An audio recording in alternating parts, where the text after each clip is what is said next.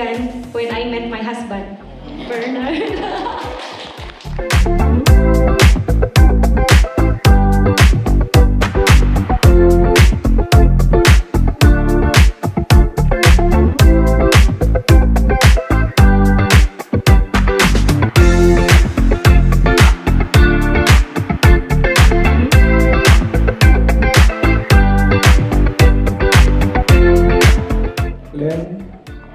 I hope you will remain as you, friendly and God-fearing.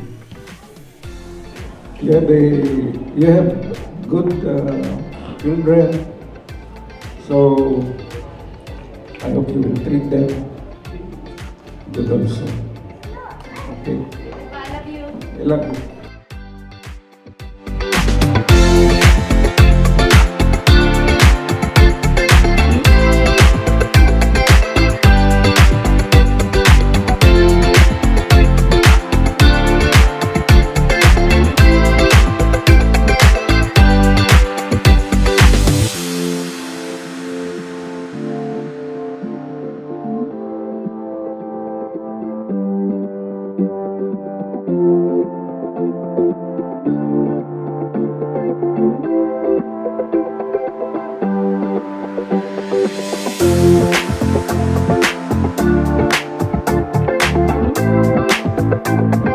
It was really a blessing that I met my wife.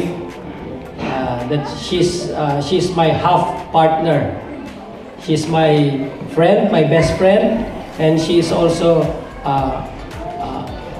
maybe forever or on this long lifetime we will be together. My in-laws in the US, Mommy, Daddy, thank you for giving birth to Bernard. Mommy, Daddy, love you. Thank you.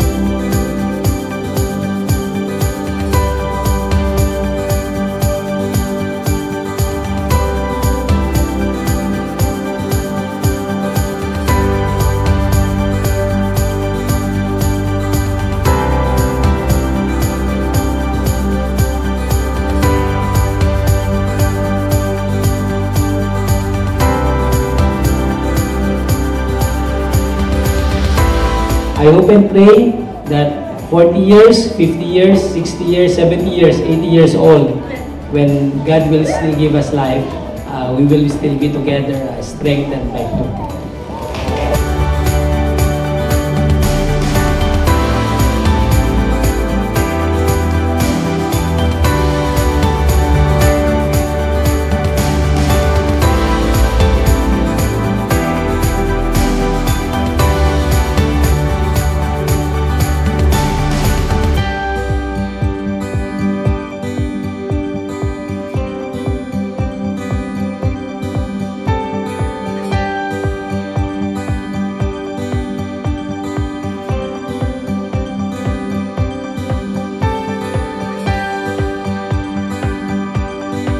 Your kindness, your love and affection to everyone you encounter is just unthinkable.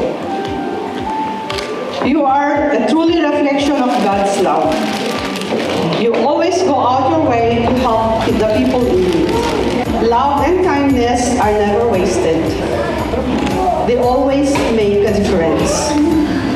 They bless the one who receives them, and they bless you, the giver. Ronaline, you are blessed to be a blessing to everyone.